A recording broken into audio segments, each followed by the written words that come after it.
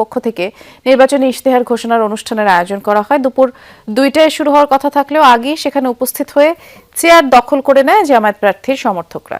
পরে বিএনপি প্রার্থী এবং তার কর্মীরা সেখানে গেলে বসার চেয়ার না পেয়ে প্রথমে বাকবিতণ্ডা হয়, এক পর্যায়ে সংঘর্ষে জড়ায় উভয় পক্ষ।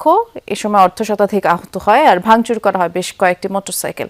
খবর পেয়ে ঘটনাস্থলে গিয়ে পরিস্থিতি নিয়ন্ত্রণে আনে আইন শৃঙ্খলা বাহিনী। আহতদের সদর হাসপাতালে ভর্তি করা হয়েছে।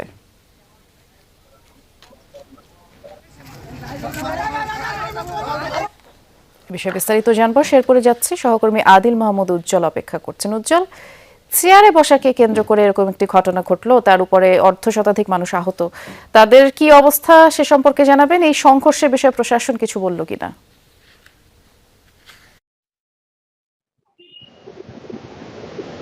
জি, আসলে আজকে উপজেলা প্রশাসনের পক্ষ থেকে যতগুলো দল আসলে 3 আসনে আছে তাদেরকে নিয়ে একটা ইশতেহার ঘোষণার অনুষ্ঠান ছিল এবং যে অনুষ্ঠানকে কেন্দ্র করেই কিন্তু এই সংঘর্ষের ঘটনাটি ঘটে।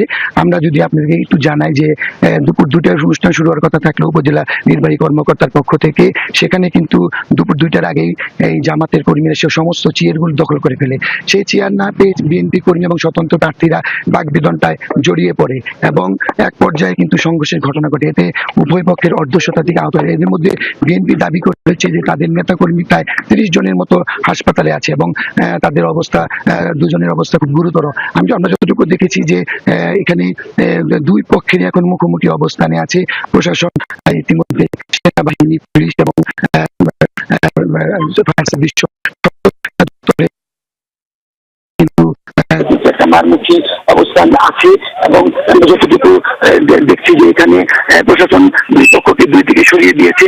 তবে জামাতের প্রার্থীরা একদিকে বিএনপি প্রার্থীরা এখনো রাস্তায় অবস্থান করছে এবং মাঝখানে কিন্তু আইন শৃঙ্খলা রক্ষাকারী বাহিনী তারা কিন্তু নিবৃত্ত করার চেষ্টা করছে এখনো এবং মাঝখানে কিন্তু আইন শৃঙ্খলা রক্ষাকারী তারা কিন্তু নিবৃত্ত করার চেষ্টা করছে এখনো। অর্থাৎ আইন শৃঙ্খলা বাহিনীও সতর্ক অবস্থানে আছে। ধন্যবাদ বিস্তারিত জানানোর জন্য। নির্বাচনী মাঠে বসার চেয়ার যেন এখন যুদ্ধের হাতিয়ার। জামায়াত বিএনপি সমর্থকদের সংঘর্ষে এমনই এক চেয়ার যুদ্ধের সাক্ষী হলো শেরপুর 3 আসনের ঝিনাইগাতি স্টেডিয়াম মাঠ। নির্বাচন কমিশনের আয়োজনে প্রতিদ্বন্দ্বী প্রার্থীদের নির্বাচনী ইশতেহার পাঠ অনুষ্ঠানে তুচ্ছ ঘটনাকে কেন্দ্র করে বিএনপি ও জামায়াত সমর্থকদের মধ্যে উত্তেজনা সৃষ্টি হয়। এক পর্যায়ে তার সংঘর্ষে রূপ নেয়।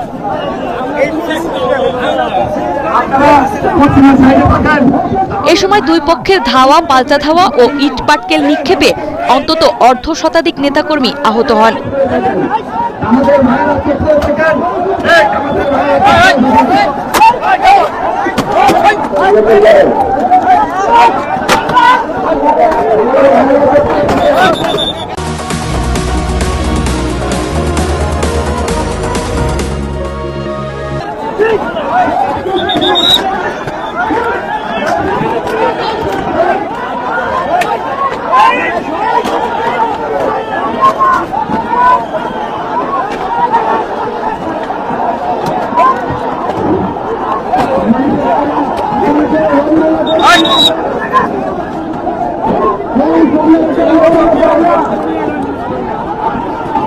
আহতদের উদ্ধার করে ঝিনাইগাতি উপজেলা স্বাস্থ্য কমপ্লেক্স ও শেরপুর 250 শয্যার জেলা সদর হাসপাতালে ভর্তি করা হয়েছে।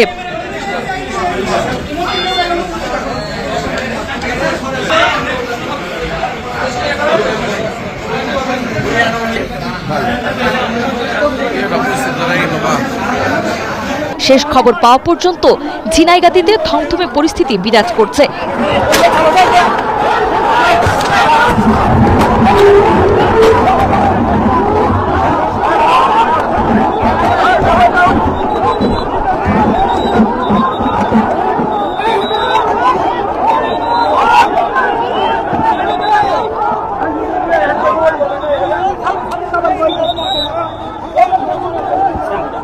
অপ্রীতিকর ঘটনা এড়াতে এলাকায় সেনাবাহিনী ও অতিরিক্ত পুলিশ মোতায়েন করা হয়েছে।